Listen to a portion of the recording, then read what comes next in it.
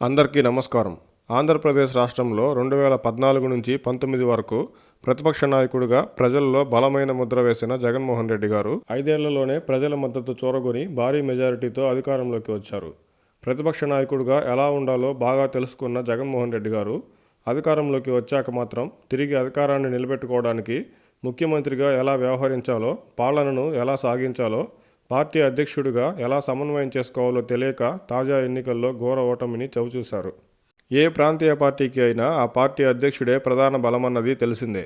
Party మనుగడ కొనసాగడానికి అధ్యక్షుడితో పాటు పార్టీ వ్యవహారాలను చాకచక్యంగా చక్కబెట్టగల ముఖ్య నాయకులు కీలకం.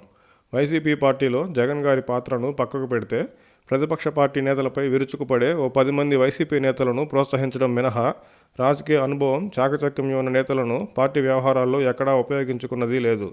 వైసీపీలో జగన్ గారు, ఆ తర్వాత వాలంటీర్లదే ప్రముఖ పాత్ర అన్నట్టు ప్రభుత్వం నుంచి, పార్టీ నుంచి సైతం భావించడంతో రాజకీయంగా ఇతర ముఖ్య నాయకులతో పాటు స్థానిక వైసీపీ నాయకులకు ప్రజల్లో గుర్తింపు లేకుండా పోయింది.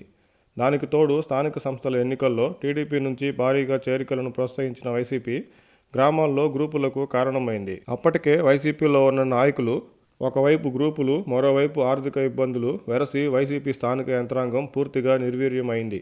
ఆ ప్రభావం తాజా ఎన్నికల్లో స్పష్టంగా వైసీపీపై కనిపించింది. 5 ఏళ్ల వైసీపీ ప్రభుత్వ పరిపాలన అంతా సంక్షేమ పథకాలకు నగదు బదిలీ చేయడం చుట్టూనే తిరిగింది.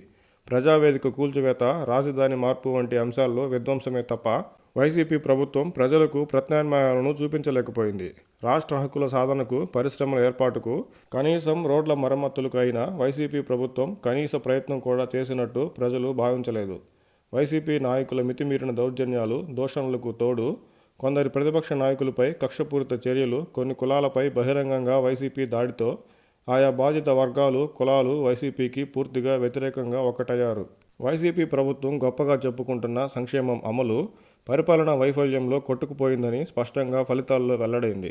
సంక్షేమంతో పాటు అభివృద్ధి, శాంతి భద్రతలు, ఎమ్మెల్యేల పనితీరు, అధికార పార్టీ నేతల మాట తీరు, ఇలా ఎన్నో అంశాల్లో ప్రజలు సంతృప్తి చెందితే మాత్రమే రెండో అవకాశం ఇస్తారని స్పష్టమైంది.